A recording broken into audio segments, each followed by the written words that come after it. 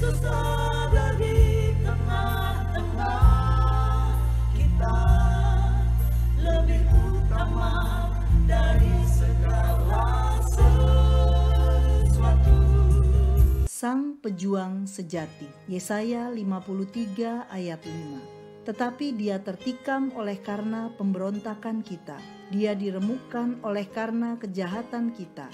Ganjaran yang mendatangkan keselamatan bagi kita ditimpakan kepadanya, dan oleh bilur-bilurnya kita menjadi sembuh. Hidup adalah sebuah perjuangan, sebuah slogan yang memberikan semangat untuk berjuang menjalani hidup demi sebuah tujuan. Demi tujuan apa? Perjuangan demi mempertahankan hidup atau kesejahteraan kita sendiri, atau berjuang demi kebahagiaan orang yang telah berjasa kepada kita.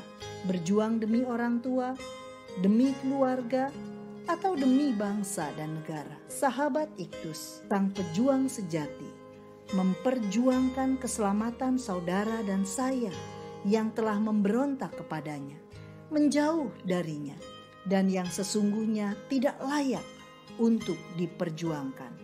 Yesus Kristus datang ke dunia untuk menyelesaikan pekerjaan penyelamatan yang diberikan Bapa kepadanya. Yohanes 17 ayat 4. Sebelum mati, Yesus berkata, "Sudah selesai."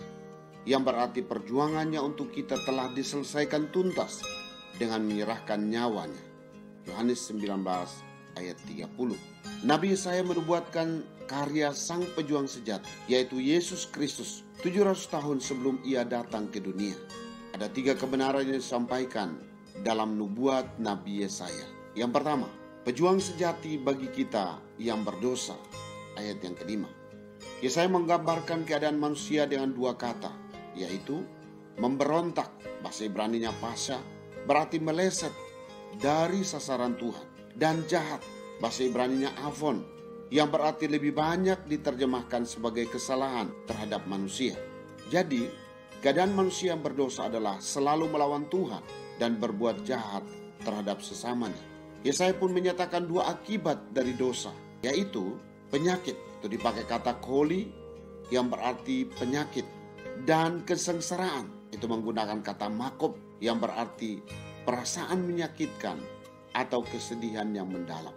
Manusia dalam keadaan sakit dan berada dalam kesengsaraan, yaitu kebinasaan kekal. Manusia tidak berdaya menyelamatkan dirinya sendiri, apalagi menyelamatkan sesama.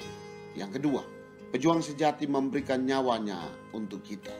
Ayat 4. Yesuslah Tuhan yang datang ke dunia menjadi manusia dalam keadaan yang hina. Ayat yang kedua. Kedatangannya untuk menanggung penyakit kita dan memikul kesengsaraan kita.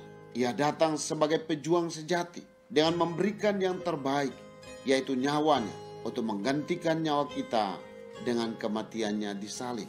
Darahnya tercurah demi keampunan dosa kita. Tidak ada pengampunan dosa tanpa pencurahan darah, karena di dalam darah ada nyawa. Imamat 17 ayat 11. Perjuangannya karena ketidakberdayaan kita. Perjuangannya hanya karena kasih-Nya yang besar, agar kita tidak binasa, melainkan beroleh hidup yang kekal. Yang ketiga, pejuang sejati menantikan respon kita. Ayat yang pertama.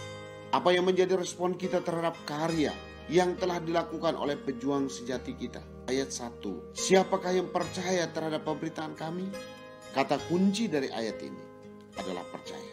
Respon kita hanyalah dengan percaya kepadanya, bahwa Yesus adalah Tuhan dan Juru Selamat, dan menerimanya di dalam hati. Yohanes 1 ayat 12. Sahabat Iktus, dosa kitalah yang membuat kepalanya tertusuk oleh mahkota duri. Tubuhnya hancur dicambuk, tangan dan kakinya dipaku. Yesus menanggung dosa kita di dalam tubuhnya sendiri di atas kayu salib. Pejuang sejati rela melakukannya karena ia tidak menginginkan satu pun di antara kita binasa. Ia menginginkan kita memperoleh hidup kekal.